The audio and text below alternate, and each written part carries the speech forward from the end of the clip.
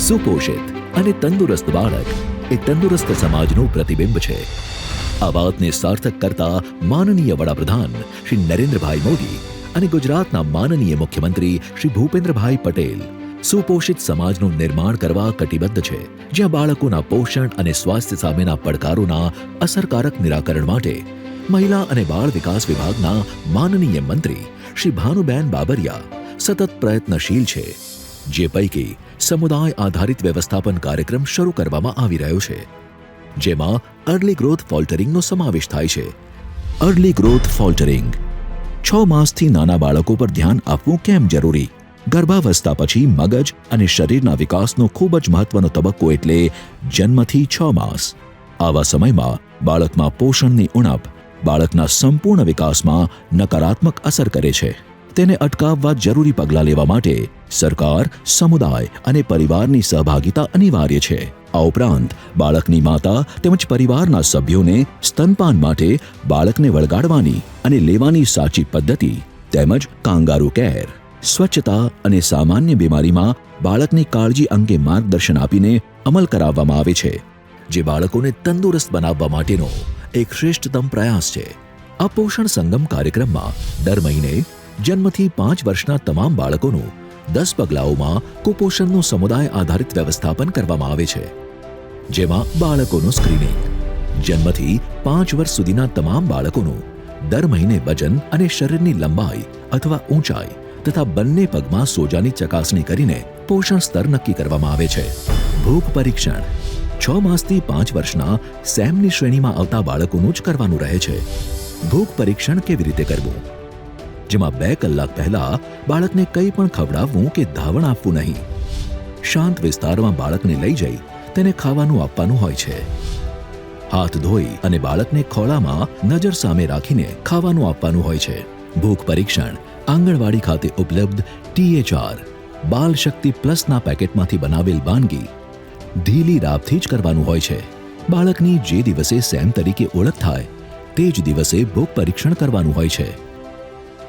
તબીબી પરીક્ષણ સ્ક્રીનિંગ દરમિયાન કુપોષિત બાળકોને અન્ય કોઈ બીમારી છે કે નહીં તેની તપાસ આરોગ્ય વિભાગ દ્વારા કરવામાં આવે છે, જેમાં અતિ ગંભીર કુપોષિત એટલે કે સેમ બાળકોને કોઈ પણ જાતની ગંભીર બીમારીની જાણ થાય તો તાત્કાલિક નજીકના CMTC અથવા NRC ખાતે રાત્રિ રોકાણ સાથે સારવાર માટે રેફર કરવામાં આવે છે.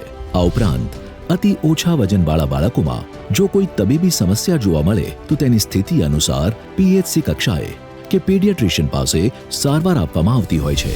સારવારનું સ્થળ નક્કી કરવું 6 માસથી 5 વર્ષના જે સેમ બાળકો ભૂખ પરીક્ષણમાં પાસ હોય અને તેમને કોઈ પણ જાતની બીમારી ન હોય તેવા બાળકોને CMAM કાર્યક્રમમાં 12 અઠવાડિયા સુધી દાખલ કરવામાં આવતા હોય છે. આ કાર્યક્રમમાં પ્રોટોકોલ મુજબ બાળકની સારવાર સ્થાનિક સ્તરે સમુદાય આધારિત અથવા આરોગ્ય વિભાગ દ્વારા સંચાલિત CMTC અથવા NRC કેન્દ્રો પર જ કરવામાં આવે છે. પોષણ સારવાર દરમિયાન બાલ શક્તિ તથા બાલ શક્તિ પ્લસના પેકેટનો ઉપયોગ કરવા માટે માતાઓ અને વાલીઓને પ્રોત્સાહિત કરવામાં આવે છે. દવાઓ, માઇક્રોન્યુટ્રિયન્ટ્સ સેમ બાળકોને આરોગ્ય વિભાગ સાથે સંકલનમાં રહીને આશા વર્કર અને ANM દ્વારા દવાઓ અને પોષક તત્વો નક્કી કરવામાં આવેલા પ્રોટોકોલ મુજબ આપવામાં આવતા હોય છે. આરોગ્ય અને પોષણ શિક્ષણ આંગણવાડી કાર્યકર અને આશા બહેનો દ્વારા ગૃહ મુલાકાત, મમતા દિવસ અને HBNC, HBYCની મુલાકાત દ્વારા વાલીઓનું જરૂરિયાત પ્રમાણે કાઉન્સેલિંગ થાય છે.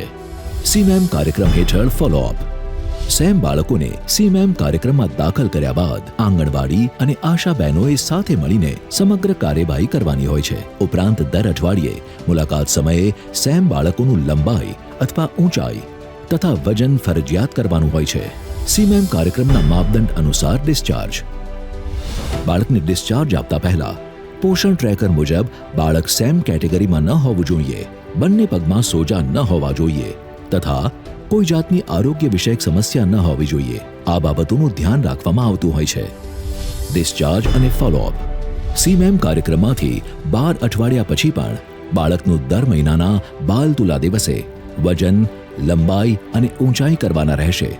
અહીં જો બાળક રિકવરના માપદંડ પછી ફરીથી સેમ થાય તો નવા એડમિશન તરીકે CMAM કાર્યક્રમમાં દાખલ કરી 12 અઠવાડિયા સુધી સારવાર અને પોષણ સેવાઓ આપવાની હોય છે. CMTC NRCમાંથી ડિસ્ચાર્જ થયેલ બાળકોને પણ CMEM કાર્યક્રમમાં નોંધણી કરી સારવાર આપવાની હોય છે. આ કામગીરી માટે આશા વર્કર, આંગણવાડી કાર્યકર અને સહાયક નર્સ મિડવાઇફ એ ગ્રામીણ ભારતમાં સમુદાયો માટે જાહેર આરોગ્ય સેવાનો મુખ્ય ભાગ હોય છે.